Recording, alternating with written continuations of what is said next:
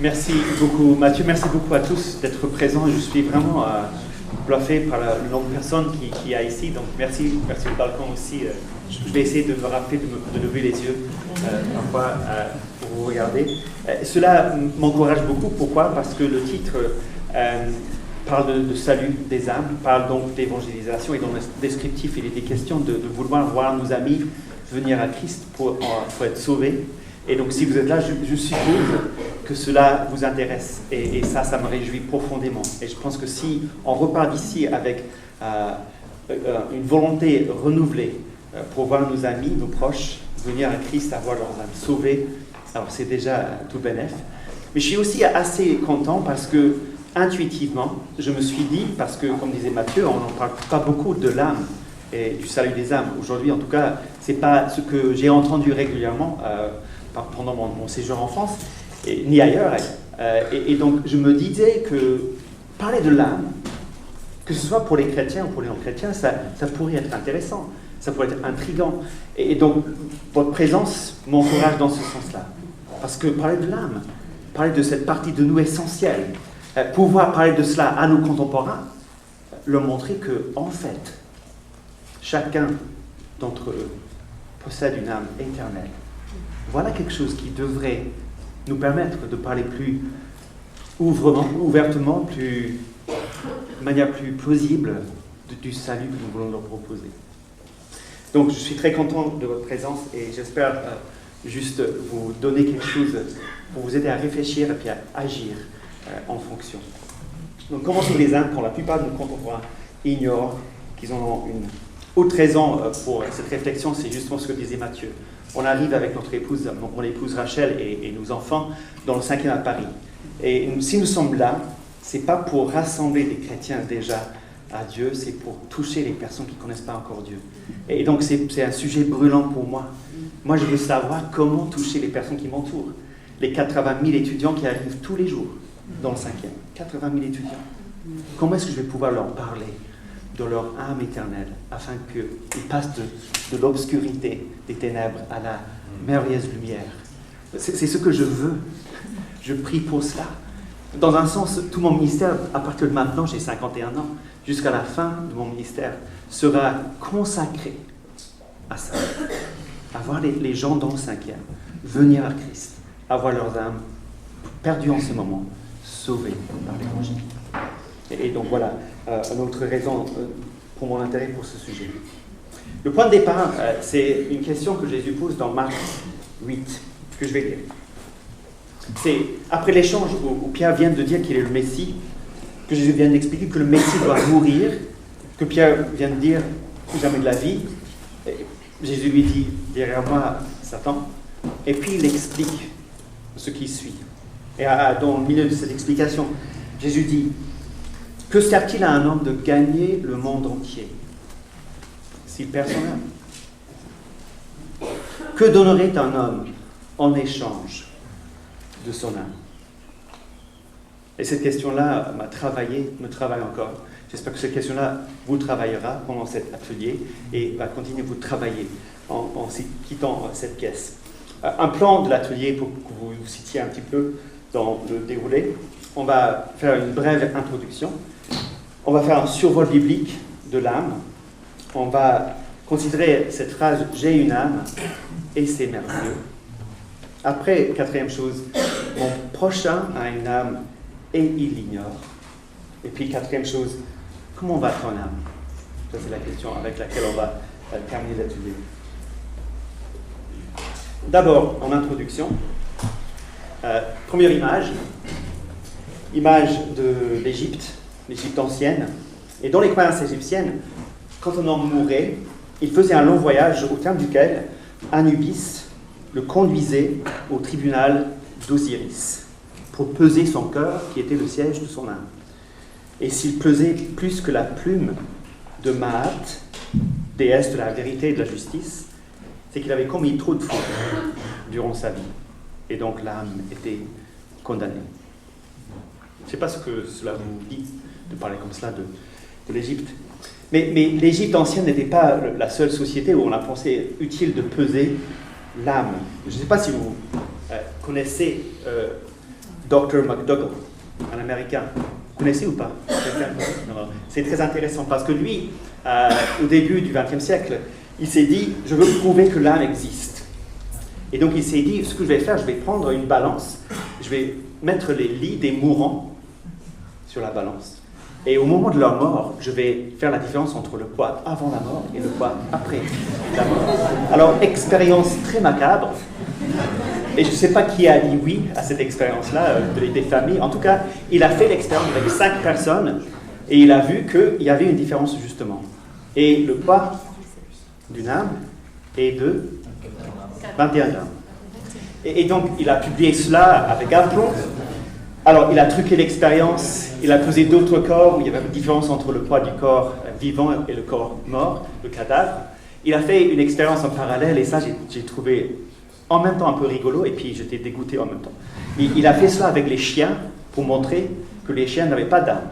Et donc, il avait une liste de poids de cadavres de chiens. Si on l'avait fait avec des chats, ça ne m'a pas perturbé du tout. Moi, j'ai un chien, j'aime les chiens, je trouve que c'est bien d'aimer les chiens, les chats. Mais il a fait ça avec les chiens et les personnes. Et donc, il a trouvé que le poids d'une âme, c'est de 21 grammes. Et on fait un film, en fait, à ce sujet. Donc, vous pouvez chercher ça sur Internet, c'est fascinant. Il ne faut pas passer trop de temps à suivre cela sur Internet, mais voilà, je vous propose cela. Mais en fait, la question qu'il pose, et la question que posaient les Égyptiens auparavant, et en fait, une question qui traverse toute l'histoire, c'est quelle est la valeur d'une âme humaine? Est-ce qu'on peut peser, est-ce qu'on peut attribuer une valeur à l'âme? Et puis plus loin, est-ce qu'on peut démontrer, croire, que nous avons une âme? Est-ce que j'ai une âme? Est-ce que vous avez une âme? Comment est-ce qu'on le sait? Comment est-ce qu'on peut réfléchir, parler de l'âme? Tout un tas de questions là, et on va pas pouvoir répondre à toutes les questions pendant cet atelier, mais vous voyez, une fois qu'on commence à gratter, ça peut aller dans tous les sens. Donc voilà l'intérêt pour l'âme. Et à chaque personne à qui j'ai parlé de cette histoire, tout le monde a été intéressé. C'est intriguant. Mais je crois à l'âme, non pas parce que McDougall a fait une expérience, ni parce que les Égyptiens pesaient l'âme, apparemment, après un long voyage, pour voir Osiris. Mais je crois à l'âme et à l'existence de l'âme, parce que la Bible en parle. Et ce que je propose de faire pendant les 10 prochaines minutes, c'est de voir ce que la Bible dit de l'âme, faire une sorte de survol. Je ne prétends pas faire une théologie biblique de l'âme, et je vais pouvoir dire certaines choses et ne pas dire autres. Et puis peut-être vous aurez des différences d'opinion avec certaines choses que je vais dire, et si vous en avez, notez-les et on va essayer de répondre dans les questions. Pour commencer, il y a 3 théories par rapport à l'âme dans la théologie biblique plus ou moins, même si la dernière théorie est très minoritaire. Il y a ce qu'on appelle la théorie trichotomiste, et dans la théorie trichotomiste, l'être humain, donc vous et moi, on est composé de 3 parties du corps, de l'âme et de l'esprit. Et l'esprit, c'est la partie supérieure qui rentre en contact avec Dieu. Et donc on est en 3 parties, corps, esprit et âme. C'est largement rejeté maintenant comme théorie, ça n'a jamais été vraiment plébiscité. Il y en a certains qui y croient, et peut-être qu'il y en a certains ici qui pensent qu'on a 3 parties instinctivement, et même certains qui pensent à certains versets qui semblent mentionner les 3 parties de l'être humain. Mais majoritairement, les évangéliques aujourd'hui, et même d'autres courants de la théologie, rejettent cette théorie-là et adoptent une théorie dichotomiste. C'est-à-dire que nous avons essentiellement 2 parties en tant qu'être humain, le corps et l'âme. Et c'est l'âme, cette partie immatérielle et éternelle de nous, qui entre en contact avec Dieu, à proprement parler, et qui existe une fois qu'on est né, pour l'éternité. Il y a certains qui pensent plutôt en termes de monisme, des monistes, qu'on ne peut pas vraiment diviser l'être humain, il ne faut pas parler de partie de l'homme, il faut juste parler de l'homme en tant qu'unité. Et c'est vrai qu'on ne devrait pas diviser l'homme de telle façon à ce qu'on le considère uniquement sous un angle ou sous un autre, mais la Bible parle bien d'une âme, et on va le voir par la suite. Et donc si vous voulez avoir des arguments en faveur de la théorie dichotomiste, allez sur .theo.com Et c'est M. Blocher qui écrit de l'âme et de l'esprit. C'est magnifique, c'est clair, c'est limpide. Et donc je vous encourage à consulter ce document. Ceci dit, il ne faut pas oublier que même si je crois, et même si la Bible nous présente nous êtres humains comme étant composés de corps et d'âme, la Bible nous considère sous un angle d'unité. On a une personne, on a un corps, on a une âme, mais la Bible considère et englobe l'ensemble de la personne. Et donc il ne faut pas oublier qu'il y a une vraie unité de la personne. Je suis Philippe Moore, j'ai un corps, j'ai une âme, et la personne tout entière a un corps et une âme. Et quand je serai ressuscité avec Jésus, j'aurai un corps et une âme. Et donc à un moment donné, il faut avoir en tête cette globalité, cette unité de la personne. Je cite 2 versets pour cela. Lorsque Dieu crée l'être humain, l'Éternel Dieu forma l'homme de la poussière du sol, il insuffla dans ses narines un souffle vital, et l'homme devint un être vivant.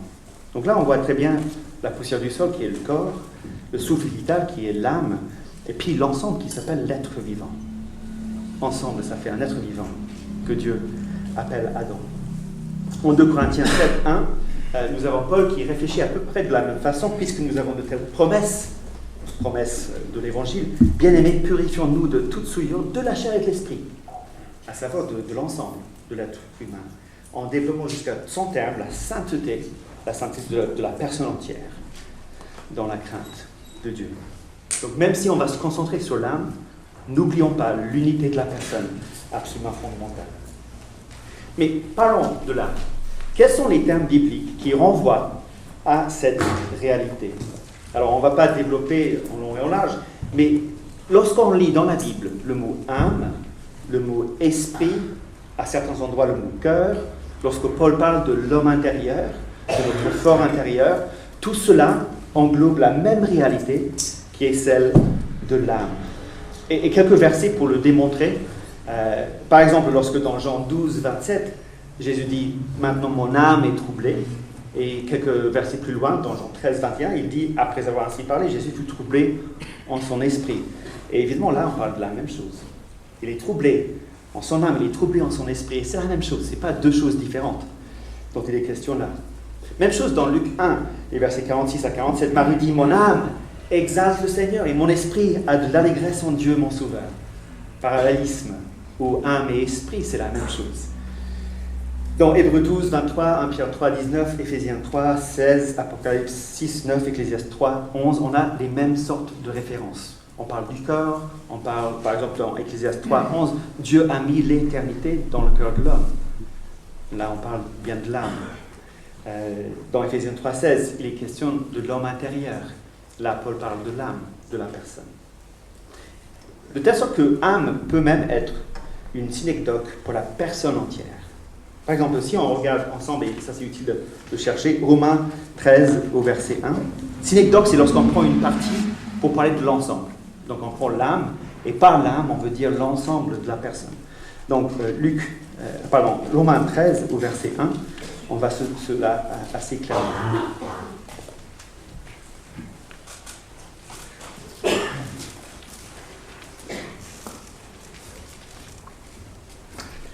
Lorsque nous lisons que toute personne soit soumise aux autorités supérieures, dans le grec, il est question là du mot âme.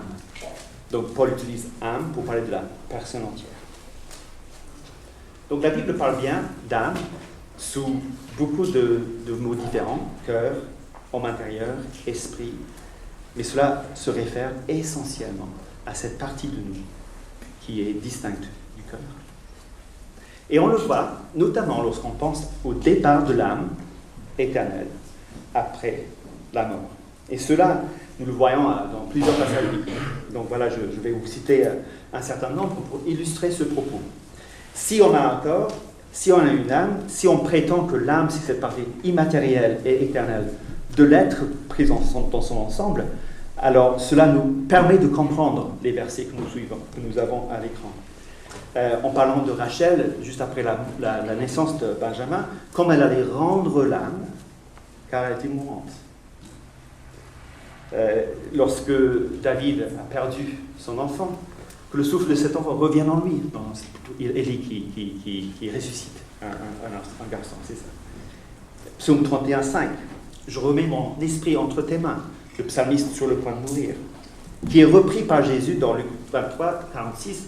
Jésus s'écria d'une voix forte, « Père, je remets mon esprit entre tes mains. » Et en disant ces paroles, il expira. Même chose, Jean 19, 30, Jésus dit, « Tout est accompli. » Puis il baissa la tête et rendit l'esprit. Même chose pour Étienne. Il lapidèrent Étienne qui priait et disait, « Seigneur Jésus, reçois mon esprit. » Le corps reste bien sur terre, le cadavre est là, il n'y a plus de vie, mais la personne continue, par son esprit, à exister. Et donc l'âme, ce qu'on appelle l'âme, a une existence à la fois immatérielle et au-delà de la mort, et puis éternelle finalement.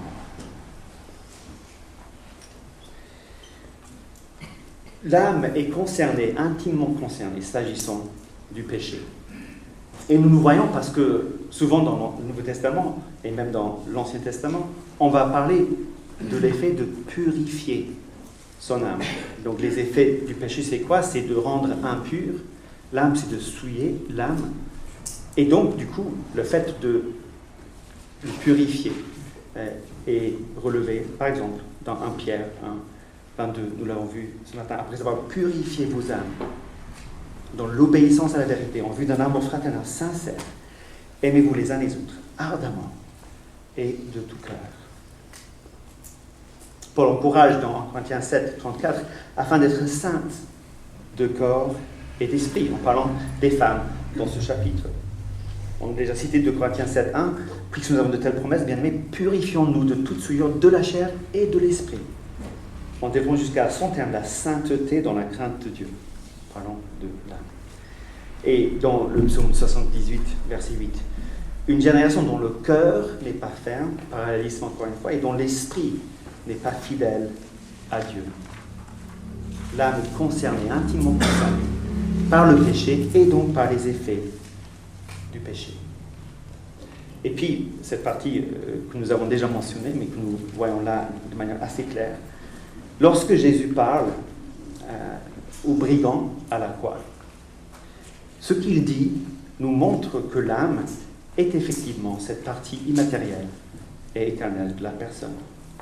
Parce que sans cette idée-là, ce que Jésus dit aux brigands n'a pas de sens. Jésus répond aux brigands, « En vérité, je te le dis, aujourd'hui, tu seras avec moi dans le paradis. » Alors nous savons bien que le brigand, son corps crucifié, n'est pas au paradis ce jour-là. Alors, à quoi Jésus fait-il référence? Lorsqu'il dit aux brigands, « Aujourd'hui, tu seras avec moi », il fait référence à quelque chose qui n'est pas le corps, mais qui représente la personne qui est crucifiée avec lui, à savoir son âme. Paul dit à peu près la même chose dans Philippiens 1, 23, « Je suis pressé des deux côtés, je désire de m'en aller, d'être avec le Christ, ce qui est de beaucoup le meilleur, à savoir de mourir, que son corps reste là, et de s'en aller, par son âme, être avec le Christ. » 2 Corinthiens 5, 8 applique cela à tout chrétien. Nous sommes pleins de courage et nous aimons mieux quitter ce corps. Nous voulons quitter ce corps et demeurer auprès du Seigneur. Qui quitte? Quoi quitte le corps? L'âme, l'esprit quitte le corps pour rejoindre le Seigneur dans les cieux. Cette âme donc, dont l'origine est Dieu, psaume 139, 13, « Tu m'as fait ce que je suis, tu m'as tissé dans le ventre de ma mère ». Cette âme, et Zacharie 12, 11 le dit, oracle de l'Éternel qui a étendu les cieux et fondé la terre, qui a formé l'esprit de l'homme au-dedans de lui. Cette âme qui a l'origine en Dieu rejoint Dieu après la mort, soit pour la vie éternelle, soit pour la condamnation. Parenthèse, moi j'étais désolé lorsqu'en France on a applaudi à Versailles l'introduction de l'avortement dans la Constitution. Entre autres, parce qu'il y a des versets comme ça dans la Bible, où on voit que Dieu ne considère pas les personnes comme simplement des corps, des atomes, mais comme des êtres vivants, corps et âme, qui a formé l'esprit de l'homme au-dedans de lui.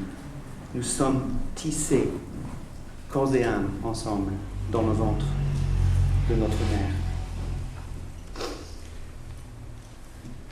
Et cette âme-là, que je viens de décrire, l'origine, la finalité, les preuves bibliques et ainsi de suite, cette âme est active dans tout ce que nous sommes.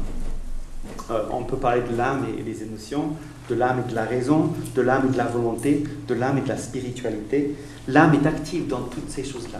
Et en absence de l'âme, on n'a pas vraiment ces choses-là. L'âme est notre personne à proprement parler.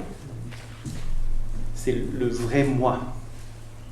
Compte tenu de ce que j'ai dit par l'ensemble et l'unité de la personne, je pense qu'on a une intuition qui n'est pas fausse, qui nous dit que notre âme, c'est le vrai moi. Et cela m'amène à dire la chose suivante. Et j'espère vous encourager par cela. J'ai une âme. Et c'est merveilleux. Je ne sais pas si vous vous rendez compte, mais vous êtes en train de vous balader dans la vie de tous les jours, quotidiennement, en possession de ce que je viens de décrire. Une âme éternelle, créée à l'image de Dieu, que Dieu a tissé lui-même, qu'il a mis lui-même en vous. Et les psaumes regorgent de commentaires sur l'âme. Un verset préféré depuis longtemps, c'est Psaume 25, 1. C'est acrostiche, où le psalmiste va prendre chaque lettre de l'alphabet hébreu. Et c'est un peu le A à Z de l'âme élevée vers Dieu. À quoi ça ressemble, une âme élevée vers Dieu? Lisez, si vous voulez, à la maison, le psaume 25. Mais le psaume commence avec cela. Vers toi, Éternel, j'élève mon âme. Arrêtons-nous 2 secondes pour réfléchir à cela. Et je pense que ça décrit quelque chose de réel. Je ne sais pas pour vous, mais lorsque je me considère moi-même, je suis conscient d'avoir un corps, je suis conscient d'avoir un cerveau qui fonctionne.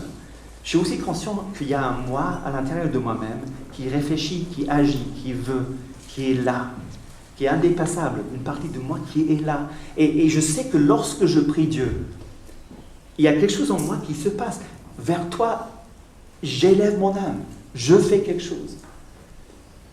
C'est magnifique de penser à cela, que nous avons cette possibilité, cette invitation de nous approcher de Dieu, d'élever nos âmes vers lui, d'entrer en communion avec le Dieu créateur de toute la terre, des cieux, de nous-mêmes. Vers toi, Éternel, j'élève mon âme. Dans le psaume 23, 3, vous connaissez bien, Dieu agit aussi sur nos âmes. Il restaure nos âmes. C'est une promesse absolument hallucinante. Dieu qui restaure ton âme, qui te donne la nourriture qu'il faut pour ton âme, qui t'amène vers les verts pâturages, qui te donne à boire, qui prend soin de ton âme. Nous avons ce Dieu-là. Et si nous nous rendions compte de cela un peu plus, peut-être on aurait une vie chrétienne, comment dirais-je, plus riche, plus belle, plus à même de résister au péché, plus à même de témoigner, parce qu'on serait tellement conscient de qui nous sommes devant Dieu, qui Dieu est pour nous, qu'on serait dans ce mouvement continu vers toi, Éternel, j'élève mon âme et j'aborde la journée différemment parce que je suis conscient et je me rappelle constamment que j'ai une âme et j'ai la possibilité, l'invitation, la chance d'élever cette âme vers Dieu. J'ai la chance qu'il me restaure dans mon âme, dans mon fort intérieur, qu'il agit par son esprit, avec mon esprit. Le psaume 42, les versets 2 et 3 et le verset 6. Comme une biche soupire après des courants d'eau. Ainsi, mon âme soupire après toi, ô Dieu. Mon âme a soif de Dieu, du Dieu vivant.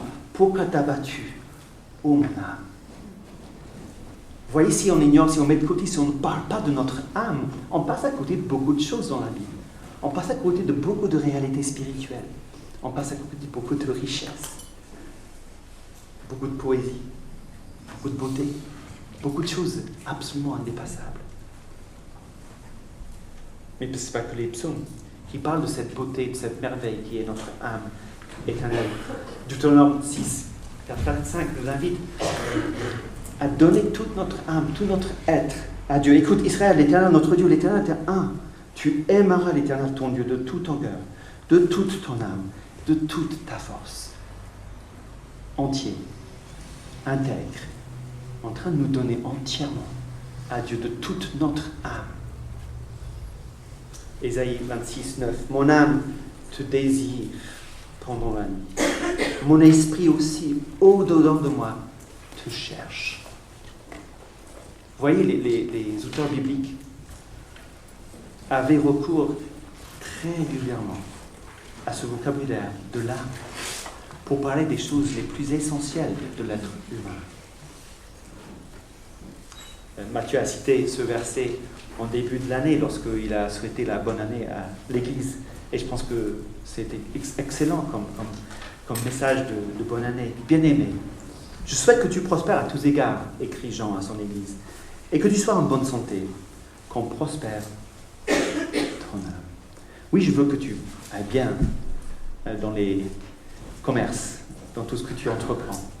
Mais mon souhait le plus profond, c'est que ton âme progresse, prospère de jour en jour, que ton âme aille de mieux en mieux, que ton âme ressemble de plus en plus à Dieu lui-même. Vous voyez, vous avez une âme, j'ai une âme, c'est une merveille, ne négligeons pas. Et je me demande aussi si on y réfléchit plus souvent, si on n'aurait pas plus de force pour résister au péché, et si on n'aurait pas plus de courage pour témoigner. Plus on est conscient de notre âme, mieux on vivra notre foi chrétienne.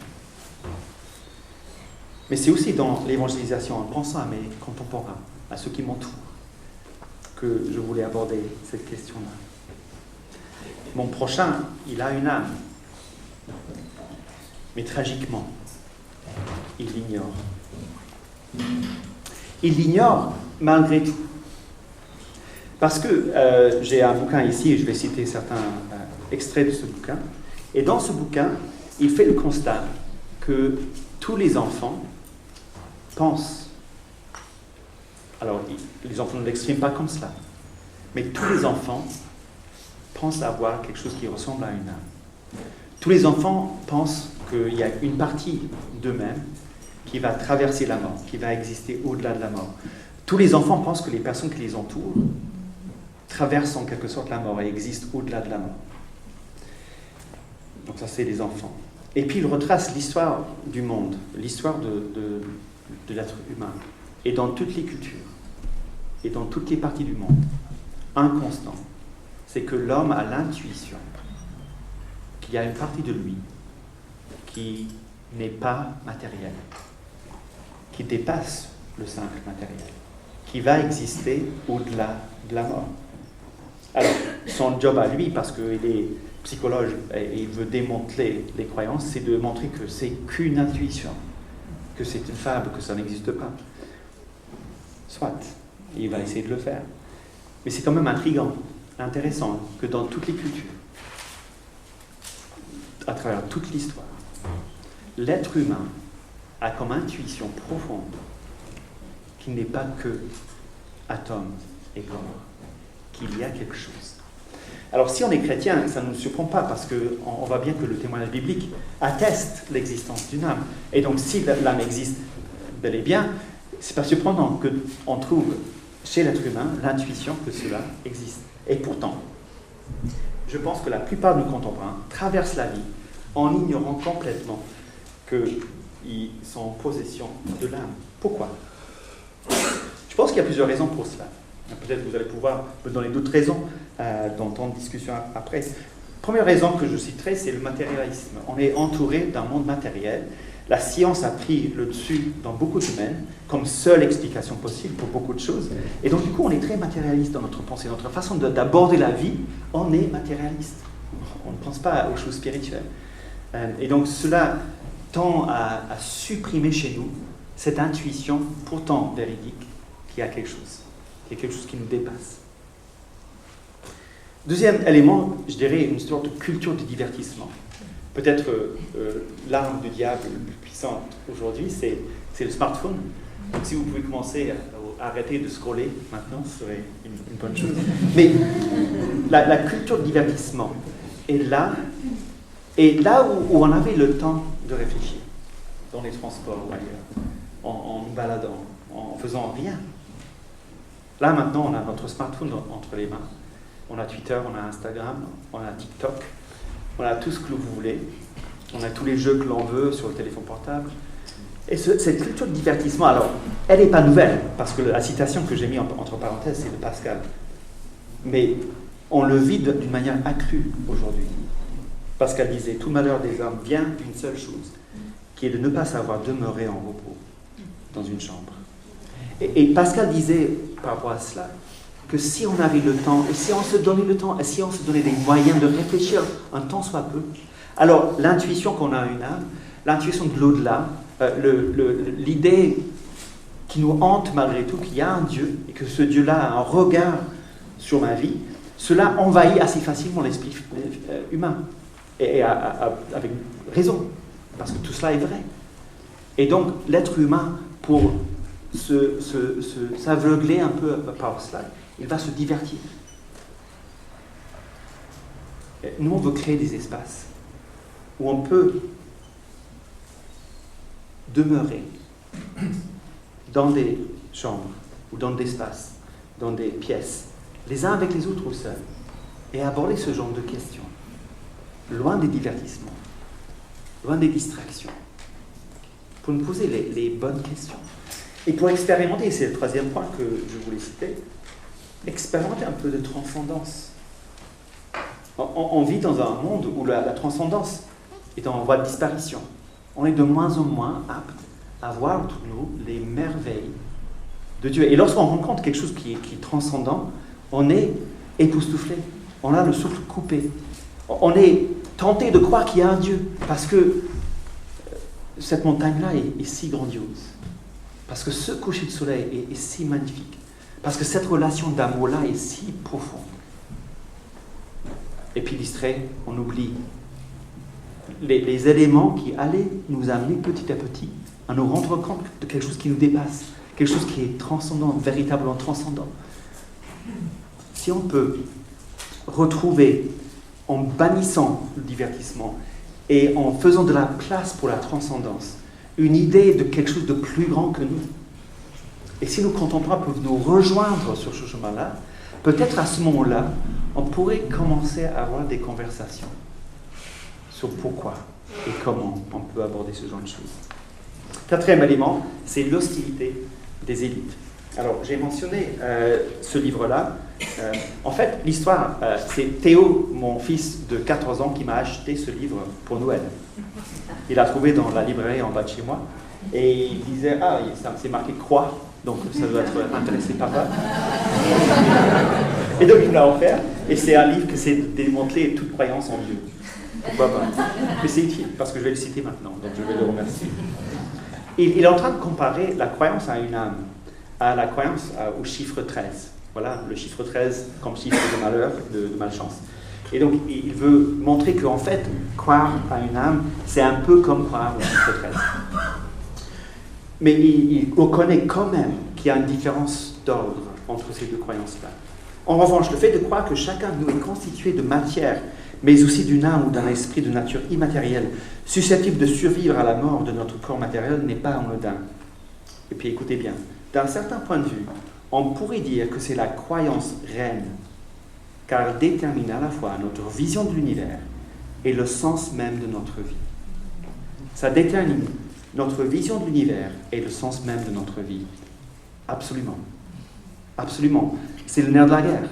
Si on arrive à convaincre nos contemporains qu'il y a bel et bien une partie de leur personne qui est éternelle, qui est immatérielle, qui aura à rendre compte à Dieu, qui peut exister dans un autre domaine, alors ça, c'est quelque chose de majeur comme avancée pour l'apologétique, pour l'évangélisation, pour les conversations autour de la foi.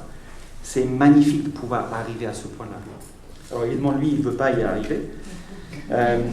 Mais ce qu'il dit par la suite, c'est quand même très révélateur. il est en train de vouloir argumenter qu'il n'y a pas de faits empiriques incontestables qui vont dans ce sens-là. Il a raison, il n'y a pas de faits empiriques. Mais il dit la chose suivante. Évidemment, si des faits empiriques incontestables nous permettaient de valider l'existence de l'âme, tout le monde serait dualiste, donc corps et âme, tant cela constituerait une magnifique nouvelle dont tout humain ne pourrait que se réjouir. C'est intéressant, hein? Ce serait, selon lui, une magnifique nouvelle si on pouvait démontrer ou savoir qu'on était composé de corps et d'âme et que cette âme-là pouvait nous donner une sorte de dignité qui dépasse la dignité qui est la nôtre parce qu'on n'est que corps, on n'est que ce que l'on est. Donc, hostilité des élites dans le domaine de la psychologie, mais aussi dans le domaine de la philosophie. Et là, je cite Michel Onfray. Et j'aime beaucoup le citer parce qu'il a toujours tort sur tout. Je ne sais pas si vous avez lu son traité de la théologie. Magnifique parce que, alors, il veut contrer le christianisme, mais il dit, par exemple, dans ce livre-là, que Jésus n'est jamais fatigué, qu'il ne mange jamais, qu'il ne boit jamais, et tu te demandes s'il a lu les évangiles. Et là, il fait la même chose dans ce livre-là, Vie et mort de l'âme. Il dit, les évangiles ne se soucient nullement d'une âme à punir en enfer ou à récompenser au paradis. Il dit que c'est l'apôtre Paul qui a inventé tout cela, de toutes pièces. C'est un peu sa façon de faire dans tous ses livres. Il prend Jésus, il dit, c'est pas mal, mais bon. Et puis c'est l'apôtre Paul qui est le grand méchant.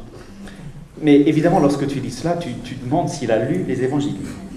Parce que voilà, Luc 12, 16 à 21. Et là, on vient à la chose sérieuse. Parce que si mon prochain a une âme, et s'il l'ignore, c'est catastrophique parce qu'il peut la perdre.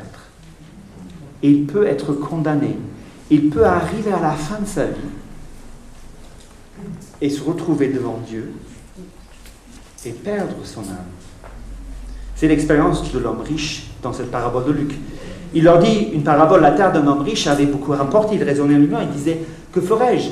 Car je n'ai pas de place pour amasser mes récoltes. Voici, dit-il, ce que je ferai. J'abattrai mes greniers, j'en mettrai plus grand. J'y amasserai tout mon blé, mes biens. Je dirai à mon âme, tu as beaucoup de biens en réserve pour plusieurs années. Repose-toi, mange, bois, réjouis-toi. Mais Dieu lui dit, insensé, cette nuit même, ton âme te sera redemandée. Et ce que tu as préparé, à qui cela sera-t-il? Il en est ainsi de celui qui accumule des trésors pour lui-même, qui n'est pas riche pour Dieu. Et puis notre question du début. Que sert-il à un homme de gagner le monde entier s'il perd son âme? Que donnerait un homme en échange de son âme? Et en fait, c'est ce que nous contemporains font, et c'est ce que nous faisons nous aussi parfois, il faut l'admettre. Nous avons une sorte de balance, et voilà notre âme, et voilà en fait les choses sur lesquelles on passe notre temps. Les trésors, les richesses, les relations, amoureuses ou autres. Tout ce qu'on peut empiler en termes de choses de ce monde, choses terrestres. On peut les appeler idoles. Tim Keller fait un travail remarquable pour décrire tout cela comme des idoles. Et voilà notre âme de l'autre côté. Notre âme qui est censée rentrer en relation avec Dieu, être l'adorateur de Dieu seul. Et notre âme est là, et puis on remplit toutes ces choses-là. Et Jésus est en train de dire, mais vous pensez pouvoir donner tout cela en échange de votre âme? Vous pensez que tout cela a une valeur suffisante pour qu'on échange cela contre votre âme? Non, l'âme est d'une valeur infinie, d'une valeur qui dépasse tout ce que l'on peut imaginer. Et donc, ne pensez pas arriver à la fin de votre vie, comme l'homme riche là, et dire à Dieu, voilà tout ce que j'ai, est-ce que je peux troquer? On ne peut pas troquer. L'âme a une valeur infinie, éternelle. On ne peut pas échanger son âme contre quoi que ce soit. Que donnerait-on? Non, en échange de ça, rien, c'est pas possible. Vous voyez? Est-ce que vous avez compris? Vous avez une âme merveilleuse, créée à l'image de Dieu, capable d'entrer en relation avec Dieu, maintenant et pour l'éternité. Et vous voulez troquer cela contre quoi? Et mes amis dans mon immeuble, et les étudiants, les 80 000, qui traversent tous les jours le 5e, passent leur temps dans les divertissements, dans des choses peut-être bonnes en soi, mais sans jamais passer une seconde à penser à leur âme éternelle. Ces personnes que j'aime sont en train de perdre leur âme. Ces personnes que vous connaissez sont en train de perdre leurs âmes. de passer à côté de beaucoup de choses dans cette vie et dans la vie à venir. C'est tragique. Alors, comment va ton âme? C'est la question que nous allons considérer à la fin de cet atelier. Et cette question n'est pas de moi. Je l'ai prise et je suis très content de reformuler cette question à la fin de l'atelier si vous avez des idées. Je l'ai prise d'un extrait d'un livre sur Tim Keller. Je lisais Tim Keller, la biographie de sa vie intellectuelle qui a été publiée juste avant sa mort. C'était écrit par Colin Hanson et je l'ai traduit vaguement. C'est assez... Alors, je lis. Keller ne se concentrait pas sur le recrutement d'évangéliques déjà dans la ville. Moi non plus, Mathieu, dans le 5e à Paris, même s'il y a certainement des départs de Sèvres que j'aimerais bien prendre avec moi. Si certains vont emménager dans le 5e, il y a même pas. Exactement, si vous voulez emménager dans le 5e, je ne suis pas contre. Mais il voulait recréer l'abri. Vous voyez, l'abri, c'est en Suisse. C'était pour les personnes en quête, en chemin, en tant qu'église locale pour une ville étonnamment sécularisée. À Redeemer, c'est le nom de son église, on l'encourageait à amener leurs amis non chrétiens, qu'elle a rencontré ses amis au cours de la semaine pour connaître leurs objections, puis il a intégré ces objections dans ses sermons la semaine suivante. Donc ça, c'est génial comme modèle d'église. Vous êtes chrétien, on vous dit, venez avec vos amis. Le pasteur s'engage à rencontrer vos amis dans la semaine qui suit, afin de poser des questions, afin de leur demander, est-ce que vous avez compris ce que j'ai prêché dimanche? Il récolte des objections, et le dimanche d'après, il revient sur la chose en intégrant les objections qu'il a entendues. Moi, je veux reproduire ce ministère-là à Paris, sans prétention. Je ne pense pas être Tim Keller. Mais c'est la démarche que je veux entreprendre. Il a ajouté des conseils pour discerner les problèmes sous les questions. Donc, on imagine bien Tim Keller assis, en train d'écouter, en train de voir ce qui est derrière, en train de vouloir comprendre les objections, comprendre ce qui est en dessous des objections, afin de présenter dans ses messages les réponses qu'il pensait avoir à ces choses-là, à partir de l'Évangile. Si on écoute ces messages, on voit exactement ça. Il avait le don de comprendre ou de creuser jusqu'à ce qu'il trouve ce qu'il demandait vraiment, a déclaré Jim Pichert. Je ne sais pas c'est qui. Un début de conversation courant était « Est-ce que tout va bien pour votre âme ?» Donc, lorsque Tim Keller rencontrait ces personnes en chemin, en quête, il ne leur disait pas « Comment vas-tu ?» Trop facile. « Ah, je vais bien, travail va bien, famille va bien. » Non, comment va ton âme? C'est une question. C'est une question, c'est difficilement évitable. Ah, mon âme, je ne sais pas pourquoi tu me poses la question. Comment va ton âme? Alors, je ne sais pas si la formulation fonctionne en français. Je ne suis pas sûr. Parce qu'on ne parle pas si souvent de l'âme. Mais j'ai envie de trouver le moyen de poser ce genre de questions à mes contemporains pour qu'ils n'abordent plus la vie du point de vue purement humain. Le travail va bien, les loisirs vont bien, les vacances vont bien, mais qu'ils posent la question par rapport à leur âme. Qu'elle a rencontré tellement de gens dans le Tramway Diner, 59th Street Bridge, 2nd Avenue, que Cathy, son épouse, appelait souvent le téléphone de la cuisine, comme si c'était le bureau de Tim. Cela ne dérangeait pas le gérant du diner, parce que Tim était un client fidèle, recevant 3 ou 4 personnes par jour au diner. 3 ou 4 personnes par jour qui entrent, à qui Tim pose la question « Comment va ton âme ?» Et les questions qui suivent, les conversations qui suivent, les personnes qui reviennent à l'église parce qu'ils voient l'intérêt de cela, a donné maintenant, aujourd'hui, une sorte de renouveau à New York, qu'on appelle l'église Redeemer. Ça donnait aussi un mouvement d'implantation de l'église dans le monde entier, qui essaie d'avoir cette même approche auprès de nos contemporains, étonnamment sécularisés. Étonnamment sécularisés, à savoir, ils ignorent qu'ils ont une âme. Ils ont mis une sorte de chape de plomb, là. Ils existent dans un monde matériel, en tant que matérialistes. Ils ne se posent jamais la question. Et moi, j'ai envie de poser cette question-là. Et de voir quels seraient les résultats de cela. Pourquoi? Parce que, comment va ton âme renvoie à la portée éternelle de leur salut. Moi, je veux les voir au ciel. Parce qu'ils auraient compris quelque chose de fondamental. Et en fait, lorsqu'on regarde bien le contexte dans lequel Jésus pose cette question-là, qu'est-ce qu'on peut donner en échange de son âme? La seule réponse qui ressort de ce texte, c'est Jésus qui donne sa vie en échange de l'âme. J'ai déjà dit que c'est dans le contexte où Jésus dit qu'il est le Messie, et qu'il dit parce qu'il est le Messie, il doit mourir.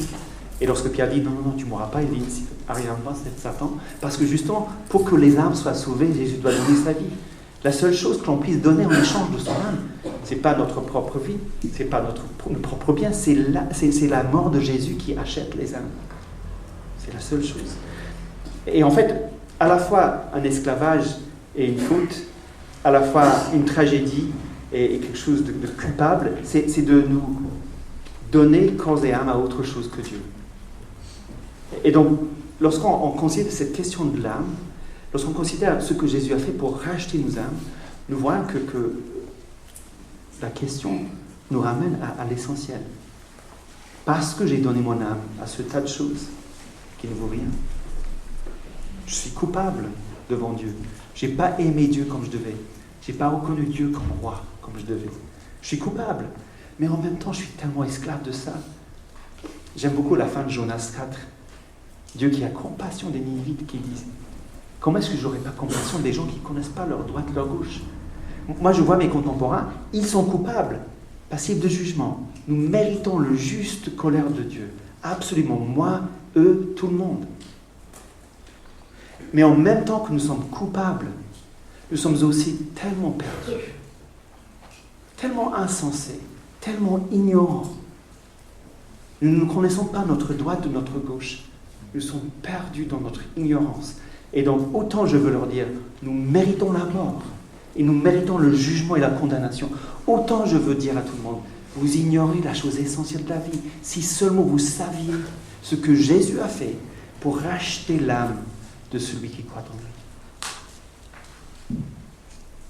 Portée éternelle, lorsqu'on parle de l'âme, on veut voir les gens venir à Christ, croire en lui. Mais aussi une portée temporelle. Et là, je parle d'une phrase très ancienne, de la cure d'âme. La cure d'âme, qui est vraiment une idée intéressante. Lorsqu'on commence à parler de l'âme, comme je disais, l'âme est le siège de nos émotions, de notre volonté, de nos actions, de nos pensées. L'âme fait tout cela. Et Derek Paulson, donc celui qui a fondé le counseling biblique, il disait que parler de l'âme et parler de la cure d'âme, en fait, c'est une porte d'entrée magnifique pour parler de la vie de la personne, que la personne soit chrétienne ou pas chrétienne. En fait, lorsque je rencontre les gens dans le 5e, ils sont anxieux, ils sont perdus, ils caracolent après leur vie, ils passent leur temps à stresser pour rien.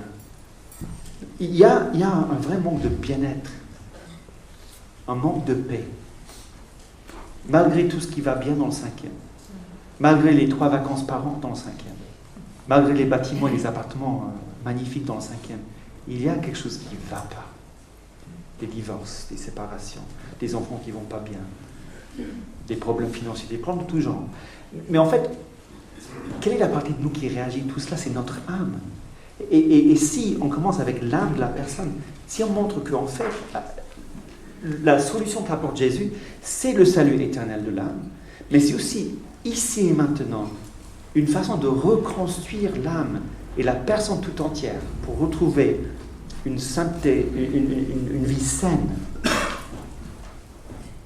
C'est aussi magnifique de pouvoir faire cela. Voir des addicts abandonner leur addiction et retrouver un chemin de santé. Voir des couples restaurés, voir les enfants remis sur le chemin. La cure d'âme, c'est la portée temporelle de la question « Comment va ton âme ?» Et moi, j'ai envie de voir les personnes qui habitent autour de moi dans le 5e, non seulement au paradis, mais aujourd'hui, dans des églises, dans des communautés, où on prend soin des uns des autres, pour être un témoignage de ce que Jésus fait maintenant dans la vie de tout un chacun qui vient à lui pour avoir son âme restaurée, pour retrouver une santé de l'âme. Que sert-il à un homme de gagner le monde entier s'il perd son âme? Que donnerait un homme en échange de son âme? Lorsque j'ai eu 3 mois sabbatiques l'année dernière, j'ai pris la mauvaise décision de déménager pendant ces 3 mois sabbatiques, donc ce n'était pas sabbatique parce que j'ai passé mon temps à faire des allers-retours entre notre ancienne maison et Paris. Mais on a eu la chance d'aller à 1 semaine à Lugrin, à côté du lac Léman, pas loin d'ici, juste un peu à droite. Et quelqu'un nous a prêté une magnifique maison. Je pense que la personne est même ici, peut-être. Mais je ne veux pas parler de ça. Mais à ce moment-là, parce que sinon vous allez connaître qui c'est et après vous allez... Mais ma fille m'avait offert un petit livret. C'était la lettre que Pétrarque a écrite à son prêtre en Italie après être monté au sommet du Mont Ventoux.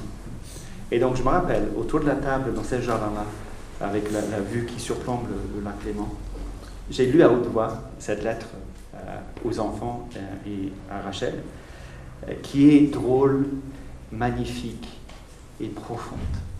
Et en fait, l'histoire, c'est très simple, c'est que Pétrarque, il est là à Avignon, je pense, et il voit dominer l'horizon le Mont Ventoux.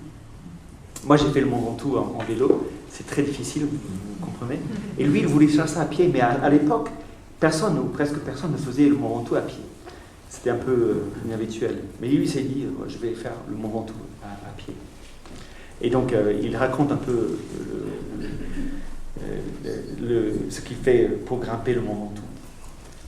Et puis il arrive au sommet, et il voit tout, il voit Lyon, il voit les Alpes, il voit presque les Pyrénées. Il admire la vue. Et puis parce qu'il est aussi en chemin spirituel, il a les confessions de Saint-Augustin avec lui. Et il ouvre au hasard et il lit un passage à son frère, qui est là. Il tombe sur ce passage-ci. Et c'est un peu le contenu de sa lettre, où il fait le constat.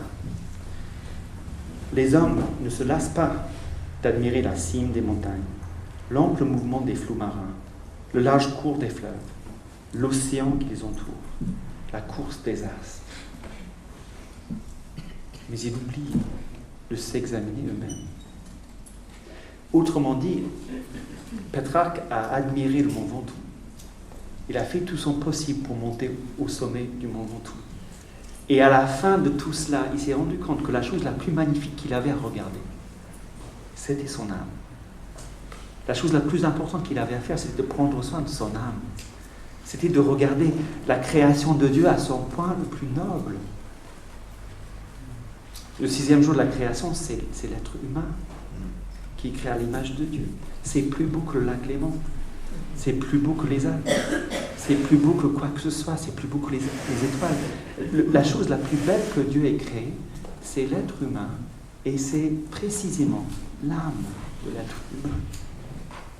Et on passe notre temps à regarder autre chose. Et Pétrarque se fait cette réalisation en haut du Mont Ventoux. Et il écrit en rentrant tout de suite au prêtre à qui il devait rendre des comptes pour admettre qu'il passait son temps à faire n'importe quoi. Alors c'est très amusant, c'est disponible sur Internet si vous voulez regarder en entièreté cette lettre-là. Mais j'ai pas envie de passer mon temps à regarder autre chose que ce que Dieu a fait de plus beau, à savoir mon âme. Je parle de la création. Et de orienter mon âme vers Dieu, vers Jésus-Christ. Et j'ai pas envie non plus de passer mon temps à laisser mes contemporains ignorer qu'eux aussi, ils ont cette chance-là de pouvoir orienter ce qu'ils ont de plus beau, de plus vital, leur âme, vers Dieu. Vers toi, Éternel, j'élève mon âme. Mon âme a soif de toi. Il y a des choses à dire, n'est-ce pas? Que certains hommes de gagner le monde entier s'il perd son âme. Que donnerait un homme en échange de son âme? Et puis, parce que nous faisons nos études dans 1 Pierre, je ne résiste pas à la tentation de finir avec une citation de cette belle lettre. Et en fait, si vous faites une étude sur le mot âme dans 1 Pierre, vous allez voir qu'il y a pas mal de choses à dire. Mais voilà un verset qui devrait nous faire sourire au plus profond de notre âme. Il a porté nos péchés en son corps sur le bois, afin que, mort à nos péchés, nous vivions pour la justice. Lui, dont la meurtrissure vous a guéris, car vous étiez comme des brebis errantes. Mais maintenant, vous êtes retournés vers le berger et le gardien de vos âmes. Je vais prier.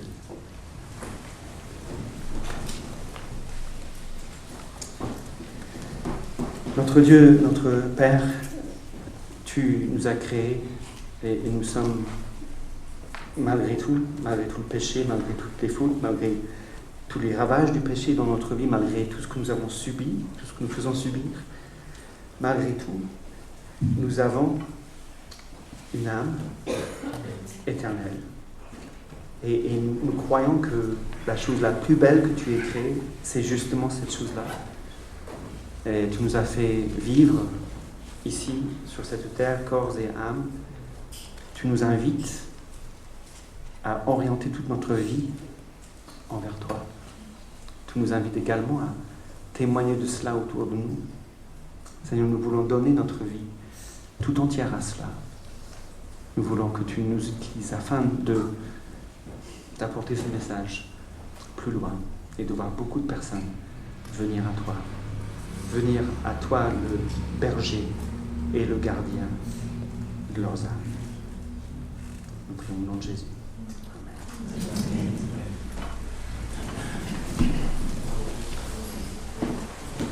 On peut exprimer notre reconnaissance à l'orateur en applaudissement.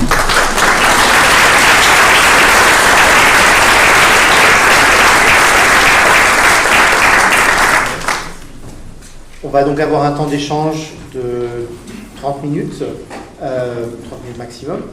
Et donc, voilà, je vais prendre les questions. Simplement, quand vous posez la question, parlez bien fort pour que, si besoin, je répéterai la question. Mais c'est... Répétez la question. Ok. Donc, je répéterai. Mais parlez fort pour qu'au moins moi, je puisse vous entendre pour répéter la question. Oui. Tout d'abord, Philippe, merci beaucoup pour tout ce que tu nous as dit. Merci, on a vu ton âme dans ce discours. Merci. Est-ce que tu peux nous parler un petit peu de comment les gens qui ne croient pas en Dieu, qui ne croient pas dans l'âme, comment est-ce qu'ils expliquent ce que tu as appelé les émotions, la raison, la volonté et la spiritualité? Comment est-ce qu'ils expliquent qu'on peut aimer quelqu'un, qu'on peut apprécier la beauté de la nature, d'où ça vient, si ça ne vient pas de Dieu et de notre âme? Comment est-ce que des personnes qui n'ont pas la foi peuvent expliquer ce que nous attribuons, ce que la Bible attribue à l'âme? Alors, je ne sais pas si je vais trouver les parties de cela. Comment peut-on admettre que les réactions physico-chimiques et les transferts d'énergie électrique puissent provenir de la pensée, du désir, de l'apnéisme, de l'amour, de la haine? Ça, c'est ta question, n'est-ce pas? Si? Je me souviens d'une conversation à Lyon. Je discutais avec un jeune et je lui ai dit, il me disait qu'il n'y a aucune différence entre un être humain et une araignée. Essentiellement, je dis, si j'écrase une araignée, est-ce que tu vas pleurer? Non. Et si quelqu'un écrase ta sœur, est-ce que tu vas pleurer? Oui. Alors comment expliquer la différence? Il dit, une réaction chimique. C'est ça. Essaie de dire ça à ta future épouse. Mais c'est exactement ça. Mais en fait, lui, il aborde la question parce que c'est une question vraiment importante et on ne peut pas facilement l'éviter. Et il dit plus loin, encore aujourd'hui, le fossé explicatif demeure. Ok? Donc retenons bien, le fossé explicatif demeure, contribuant à conforter notre intuition que nous sommes plus qu'un corps et un cerveau. Plus loin, fait remarquable, non seulement cette croyance est universelle, mais elle apparaît très tôt au cours du développement de l'enfant. Et c'est ce que j'ai expliqué un peu. Et donc, je pense que, tant bien que mal, attends, voilà. Il parle de beaucoup de choses, mais il n'arrive jamais à donner une vraie réponse à ça. Une partie de sa réponse, alors je vais relire parce que il est strictement impossible de nous imaginer morts. Donc ça, c'est un constat qu'il fait. Et il dit, alors, essayez de vous imaginer mort. Allez-y. Et il dit que lorsque vous essayez de faire cela, vous êtes toujours en observation de quelque chose, donc vous n'êtes pas vraiment mort parce que vous êtes toujours là en train d'observer la personne morte que tu es. Donc du coup, il dit, c'est parce qu'on a du mal à faire ça que nous avons du mal à admettre que ces pulsions-là puissent être des courants chimiques ou des réactions chimiques. Et donc, il relie ces deux choses-là. Alors, je ne trouve pas ça très convaincant, mais évidemment. Mais il y a des efforts pour expliquer cela qui ne sont pas satisfaisants.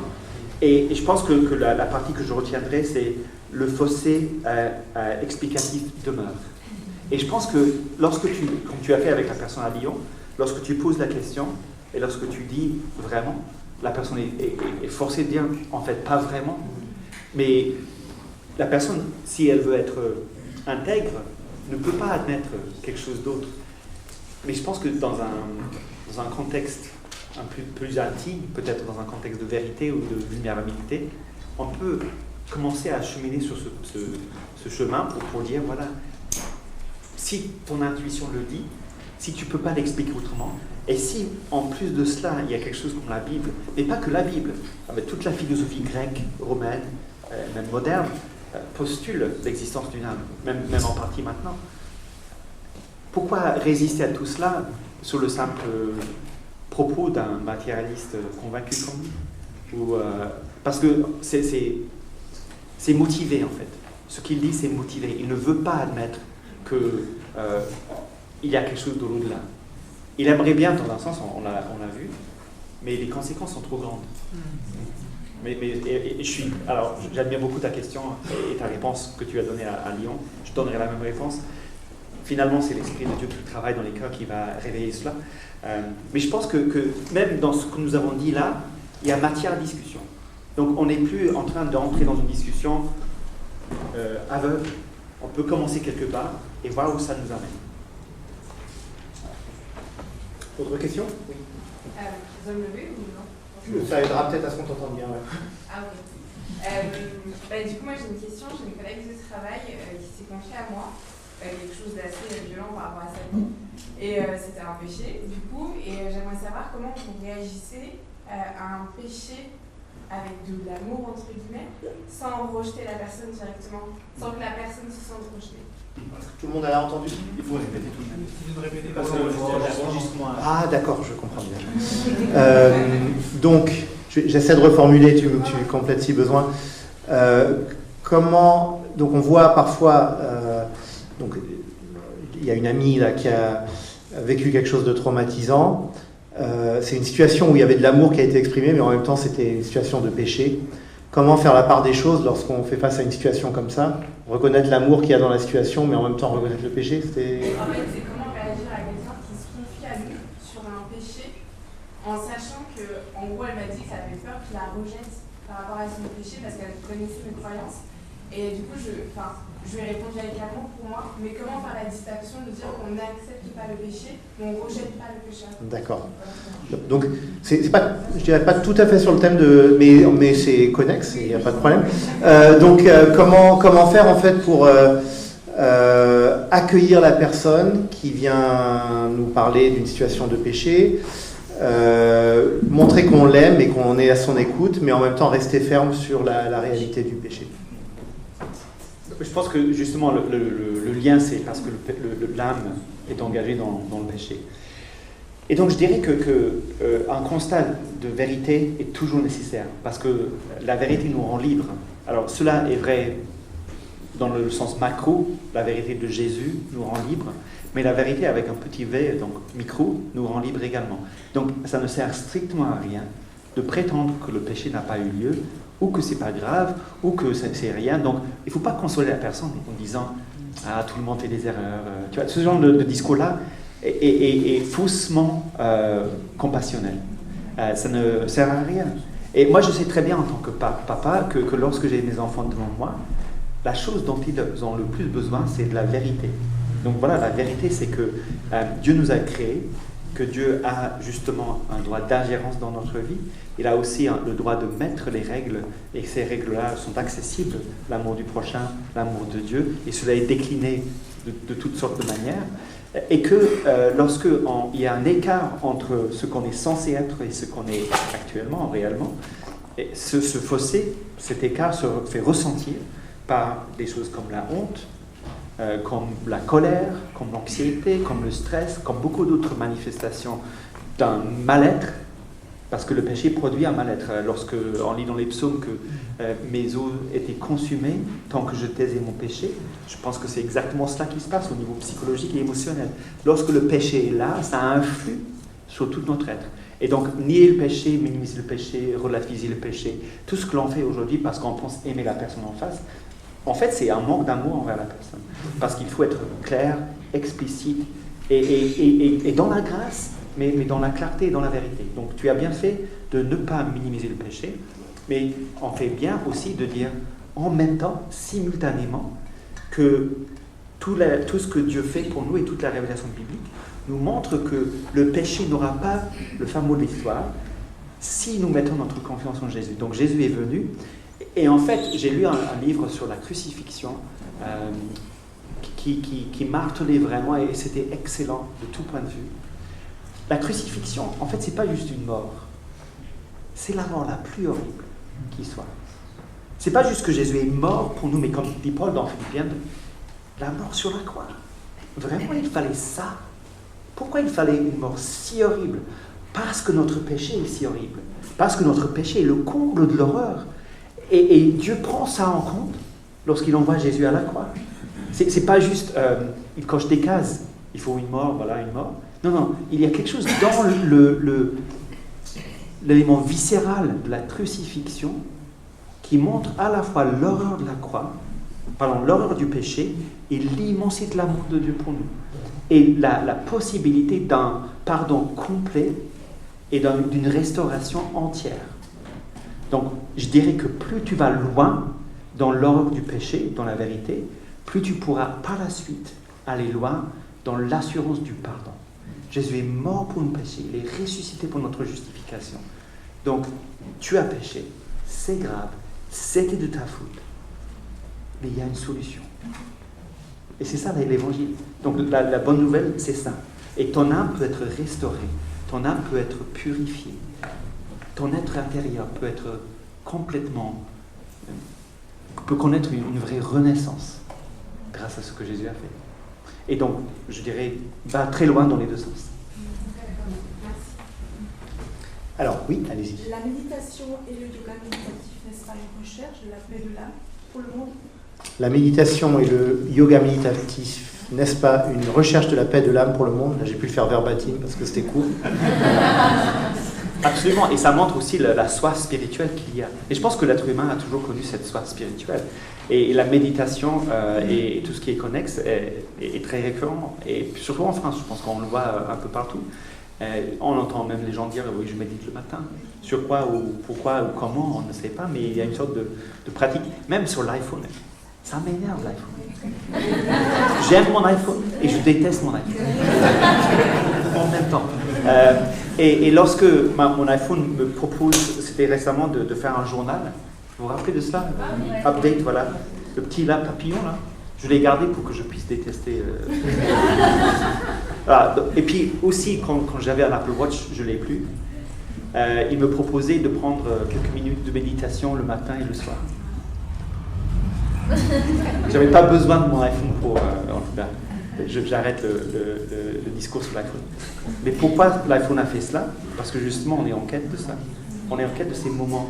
Prenez quelques minutes pour vous. Alors, évidemment, on ne va pas dire que la méditation, yoga ou spirituel apporte les mêmes fruits qu'une véritable méditation sur l'évangile. Et en fait, la méditation évangélique, c'est le contraire d'une méditation où on vide l'esprit, on remplit l'esprit de quelque chose de positif, ça c'est autre chose. Donc on oriente notre cœur et notre regard vers Dieu et vers tout ce qu'il a fait pour nous. Donc c'est un peu le contraire. Mais comme point de départ pour une discussion sur pourquoi tu as besoin de faire ça et qu'est-ce que tu fais et qu'est-ce que cela t'amène, pourquoi pas? Oui. Bonjour. Merci beaucoup pour la présentation. J'avais une question au sujet de la transcendance. Vous disiez, et je suis assez d'accord, que la transcendance est en voie de disparition aujourd'hui. Et j'ai l'impression qu'elle l'est aussi dans les églises. Alors, je ne parle pas de transcendance au sens manifestation charismatique, ce genre de choses. Je parle de transcendance comme une incursion du divin par le biais physique, comme par l'art ou par la beauté, comme s'il y avait une relation complexée à la beauté. Il me semble que ça vient un peu de la Réforme aussi, où il y avait des raisons de se méfier de la beauté, mais en même temps, moi j'ai eu la chance d'être converti il y a 2 ans dans une super église saine, doctrinalement accueillante, aimante, mais en même temps, la chose qui m'a frappé, aussi par une formation dans les arts classiques, c'est la pauvreté de la relation à la beauté, et ça me frustre énormément. C'est la seule chose que j'envie aux églises parfois orthodoxes et catholiques, tout le reste non. Mais ça, c'est une frustration énorme. Je vais synthétiser. J'essaie d'écrire, mais même si je sais l'écrire, je ne sais pas lire le sanglier, donc je n'arrive pas à écrire ce que j'ai écrit. Comment gérer le déficit esthétique dans nos églises?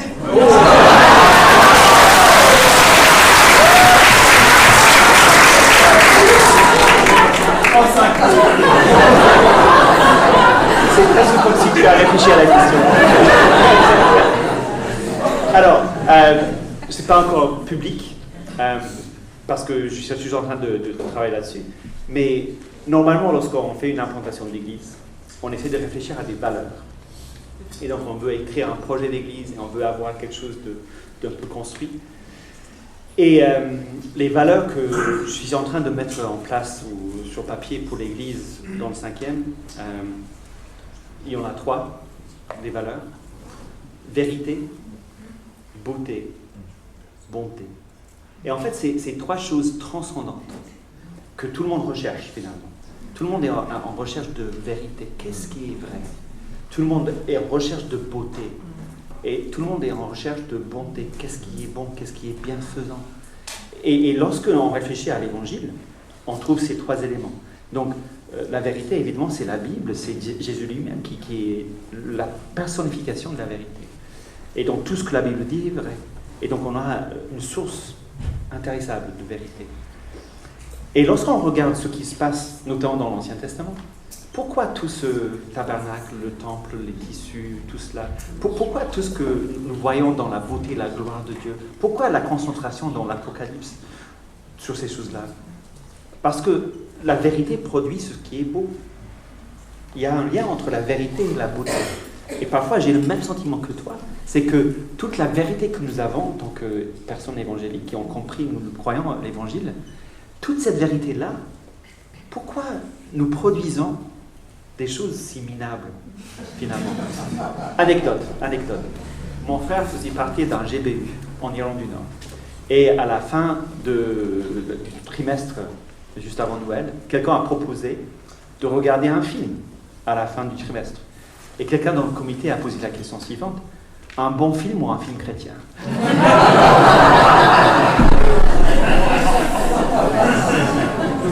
Et je pense qu'il y a vraiment quelque chose à faire. On était avec Rachel, mon épouse, dans une église du 5e, une église très catholique, très intégriste même. Je pense que c'est la messe en latin et ainsi de suite. Et il y a une chorale qui se produit une fois toutes les 2 ans dans cette église-là. Et dans notre immeuble, en fait, l'immeuble, c'est la propriété d'une famille ancienne parisienne, catholique. Et une des personnes chante dans cette chorale et sa nièce également. Et donc, on nous a invités à venir au concert. Et on s'y est rendu. Et c'était magnifique. C'était d'une beauté. Alors, c'était intéressant parce qu'à chaque fois que le prêtre qui devait présenter les morceaux, à chaque fois qu'il présentait un morceau, il y avait 9 morceaux à présenter, il faisait exprès de marteler à quel point le catholicisme était meilleur que le protestantisme. il y avait un morceau par William Byrd, qui était anglican pendant toute sa vie. Il s'est converti au catholicisme à la fin de sa vie. Et donc, ils allaient chanter un morceau de William Byrd, magnifique morceau, qui raconte les anges qui arrivent et qui roulent la pierre du tombeau et qui annoncent la résurrection de Jésus. Absolument magnifique.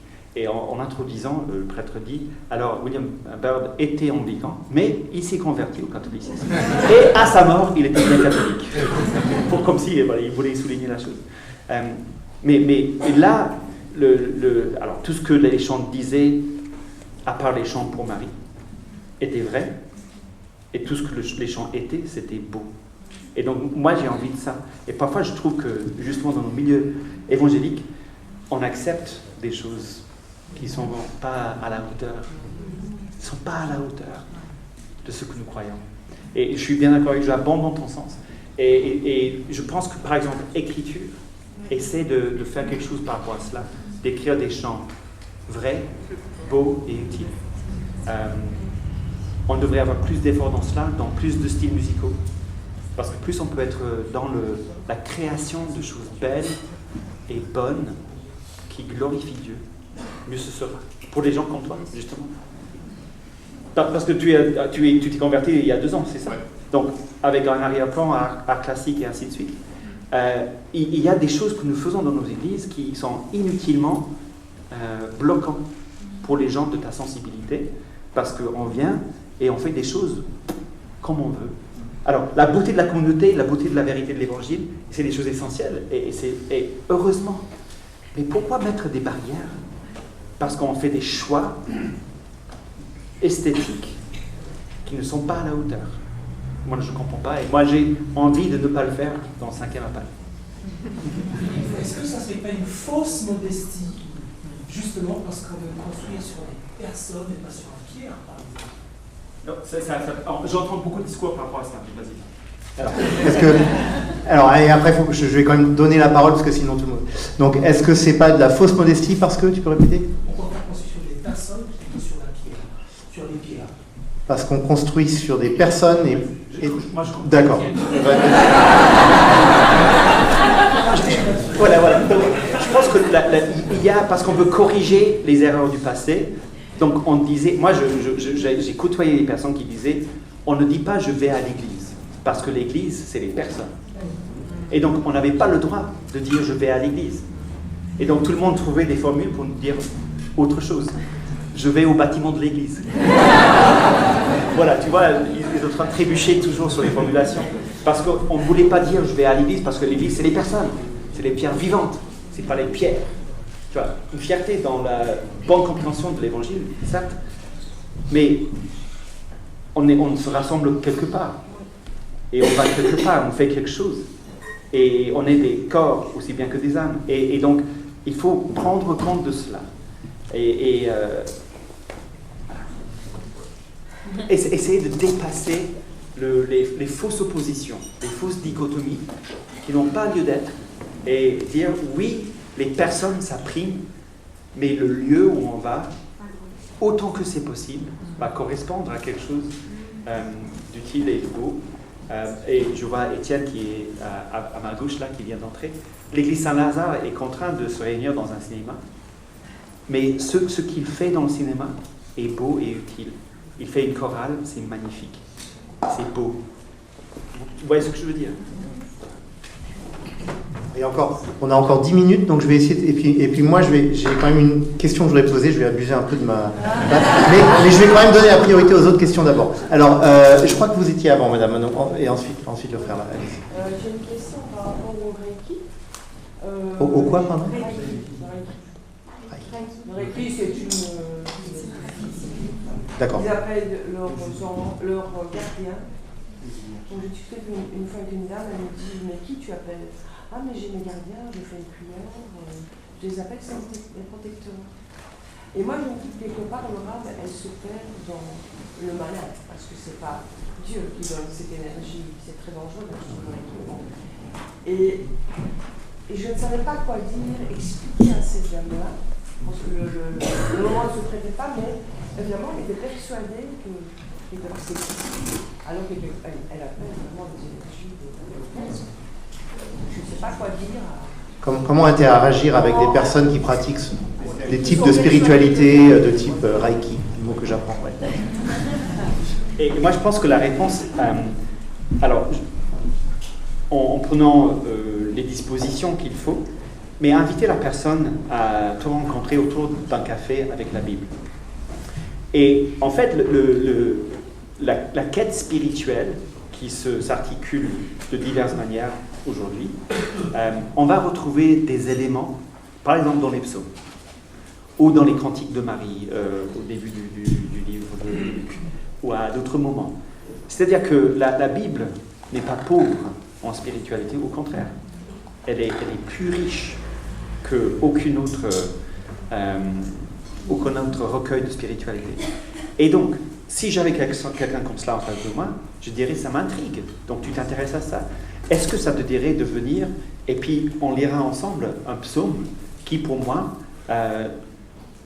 est beaucoup plus vrai que ce que tu dis là. Et puis j'irai au psaume 25, vers toi, Éternel, j'élève mon âme, et on commence à étudier la Bible ensemble.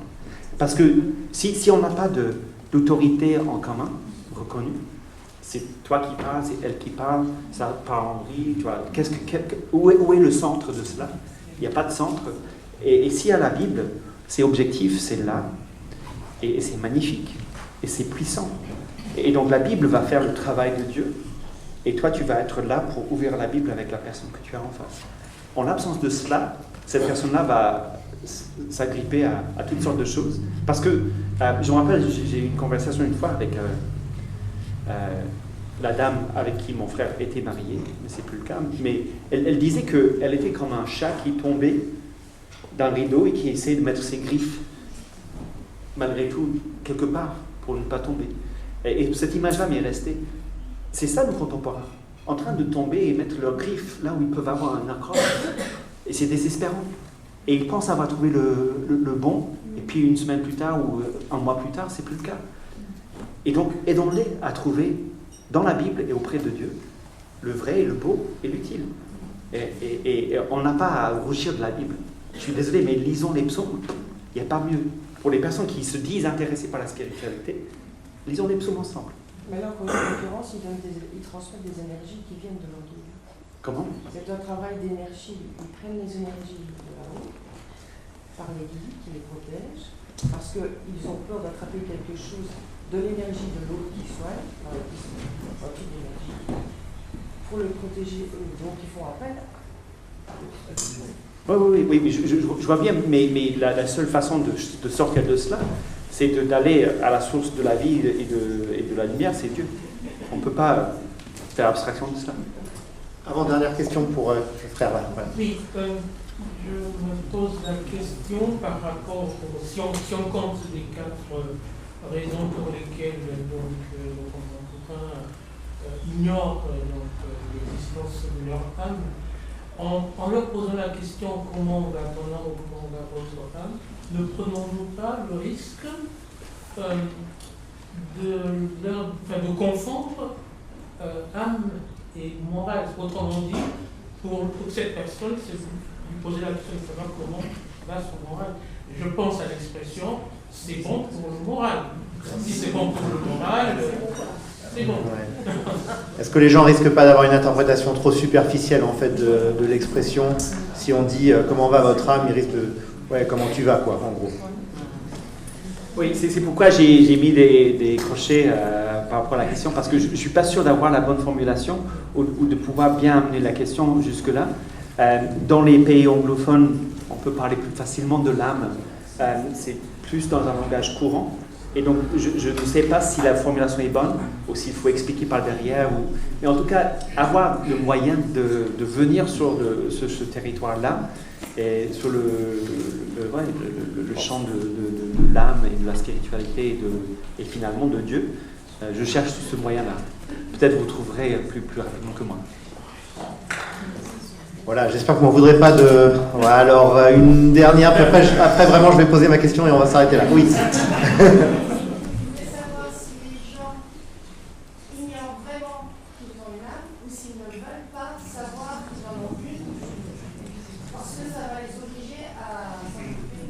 Est-ce que les gens ignorent vraiment qu'ils ont une âme ou est-ce qu'ils ne veulent pas le savoir? Et je pense qu'il y a une partie de Romains 1 là-dedans. Ils suppriment la vérité. Alors, ils sont beaucoup aidés dans la suppression de la vérité par tout ce qui entoure. Mais je pense que tout être humain, comme je disais, est à la fois coupable, parce que tout être humain supprime la vérité à Dieu par rapport à lui-même, et tout être humain est aussi esclave et victime du péché et du diable. Donc ça n'enlève pas la culpabilité, mais ça m'aide à vouloir aider cette personne-là à voir clair. Donc évidemment, l'ignorance, jusqu'à un certain point, mais une ignorance coupable et volontaire aussi. Donc les deux en même temps. Alors, moi, ma question, tu as en partie répondu en disant évitons les fausses dichotomies, mais tu pouvais juste en 2 minutes, hein, c'est le challenge, développer un peu. La piété évangélique a eu souvent tendance, en fait, à exalter l'âme, et dans un sens à juste titre, mais au mépris du corps. Comment est-ce que dans ta façon d'enseigner, dans ton ministère, ou comment est-ce que tu conseillerais de maintenir cet équilibre, de rappeler aussi que le corps a de la valeur devant Dieu, que le corps sera ressuscité, sans d'être bien des dichotomistes et pas des monistes. Comment tu gères ça, voilà. Alors je pense que la réponse est dans ta question. J'ai fait exprès. Exactement. Mais évidemment, moi je pense que fut un temps, il fallait insister beaucoup sur le corps en tant qu'évangélique, parce qu'on oubliait le corps, et peu importe si la personne travaillait sans cesse et se rendait malade pour le royaume et ainsi de suite, c'était pas grave. Peu importe si les missions partaient et mouraient parce qu'ils se donnaient pour le service de Dieu, peu importe si on ne se reposait pas, parce que, etc. Donc il y avait un moment où le corps était vraiment négligé et l'âme était la seule chose qui comptait. Et puis on oubliait aussi les besoins matériels et physiques des uns et des autres parce qu'on voulait juste sauver les âmes. Et donc ça, c'est à éviter. Maintenant, on vit un moment où le corps est vraiment... tout le monde veut prendre soin de son corps. C'est une sorte de culte du corps. Et moi, j'entends de moins en moins parler de l'âme. Et donc, je veux juste nous interpeller par rapport à cela, sans négliger. Et c'est pourquoi j'ai insisté au début sur l'unité de la personne. Donc, on est corps et âme. Il ne faut pas oublier ni l'un ni l'autre. Mais en ce moment, j'ai l'impression que dans chez nous contemporains et aussi chez nous les chrétiens, on a plus tendance à oublier la partie âme que la partie corps. Et donc voilà, rappelons cela. Et puis après, l'espérance chrétienne, c'est de connaître une nouvelle création, une nouvelle résurrection, comme celle de Jésus, être corporellement ressuscité et pouvoir vivre éternellement avec notre Dieu corps et âme. Merci Philippe, on peut le remercier à nouveau.